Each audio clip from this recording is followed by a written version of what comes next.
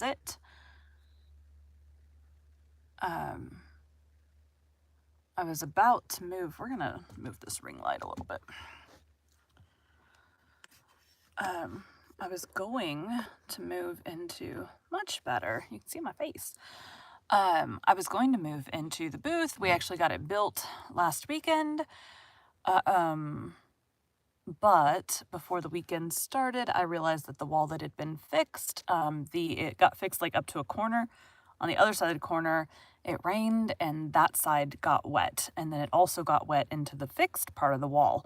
So it appears that the spot that we thought it was leaking from is not the spot it was leaking from. So, I'm waiting for the contractor to come out. In the meantime, I can't just take an undetermined amount of time off. So when he comes out this time, I'm going to be like, fix it.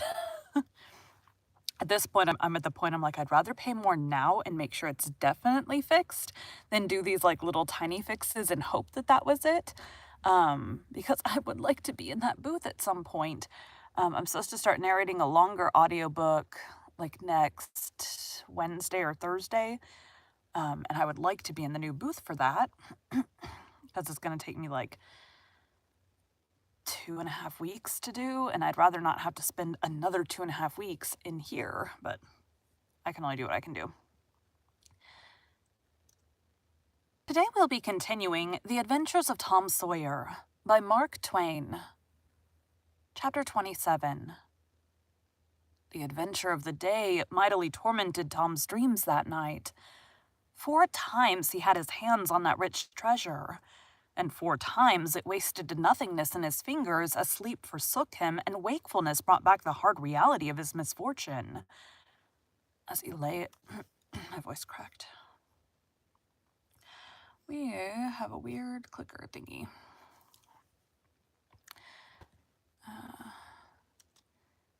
As he lay in the early morning recalling the incidents of his great adventure, he noticed that they seemed curiously subdued and far away, somewhat as if they had happened in another world, or in a time long gone by. Then it occurred to him that the great adventure itself must be a dream. There was one very strong argument in favor of this idea, namely that the quality of coin he had seen was too vast to be real. He had never seen as much as $50 in one mass before, and he was like all boys of his age and station in life in that he imagined that all references to hundreds and thousands were mere fanciful forms of speech, and that no such sums really existed in the world. He never had supposed for a moment that so large a sum as $100 was to be found in actual money in anyone's possession. If his notions of hidden treasure had been analyzed, they would have been found to consist of a handful of real dimes and a bushel of vague, splendid, ungraspable dollars. But the incidents of his adventure grew sensibly sharper and clearer under the attrition of thinking them over, and so he presently found himself leaning to the impression that the thing might not have been a dream after all. This uncertainty must be swept away. He would snatch a hurried breakfast and go and find Huck. Huck was sitting on the gunwale of a flatboat, listlessly dangling his feet in the water and looking very melancholy. Tom concluded to let Huck lead up to the subject. If he did not do it, then the adventure would be proved to have been only a dream. "Hello, Huck. Hello yourself." Silence for a minute. "Tom, if we'd 'a' left the blamed tools at the dead tree, we'd 'a' got the money. Oh, ain't it awful?" I need to go listen to their voices real quick. "Know 'em? See how ya know 'em?" Okay. "'Tain't a dream, then. 'Tain't a dream. Somehow I most wish it was. Dogged if I don't, Huck." "What ain't a dream?"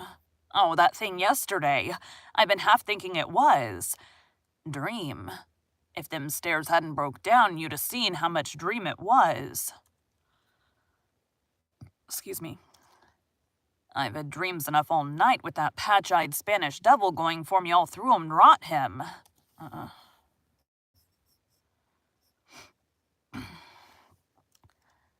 "I've had dreams enough all night with that patch-eyed devil going for me all through 'em, rot him." No, not rob him. Find him. Track the money. Tom will never find him. A feller don't have only one chance for such a pile. And that one's lost. I'd feel mighty shaky if I was to see him anyway. Well, so'd I, but I'd like to see him anyway and track him out to his number 2. Number 2. Yes, that's it. I've been thinking about that, but I can't make nothing out of it. What do you reckon it is? I don't know, it's too deep. Say, Huck, maybe it's the number of a house. Goody. No, Tom, that ain't it. If it is, it ain't in this one-horse town. They ain't no numbers here. Well, that's so. Let me think a minute. Here, it's the number of a room. In a tavern, you know. Oh, that's the trick. They ain't only 2 taverns. We can find out quick. You stay here, Huck, till I come. Tom was off at once. He did not care to have Huck's company in public places.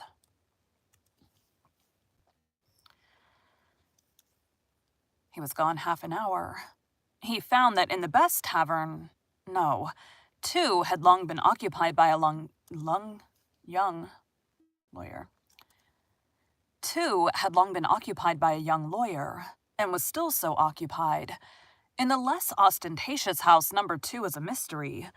The tavern keeper's young son said it was kept locked all the time, and he never saw anybody going into it or come out of it except at night. He did not know any particular reason for this state of things.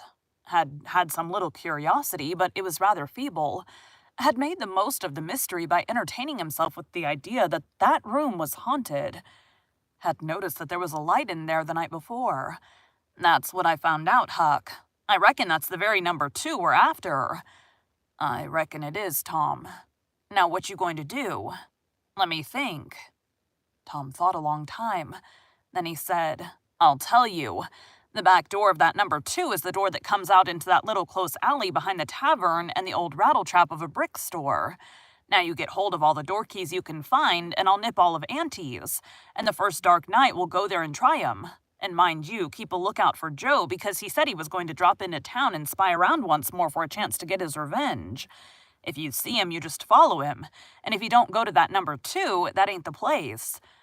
Lordy, I don't want to follow him by myself. Why, it'll be night, sure. He mightn't ever see you. And if he did, maybe he'd never think anything. Well, if it's pretty dark, I reckon I'll track him. I don't know. I'll try. You bet I'll follow him if it's dark, Huck.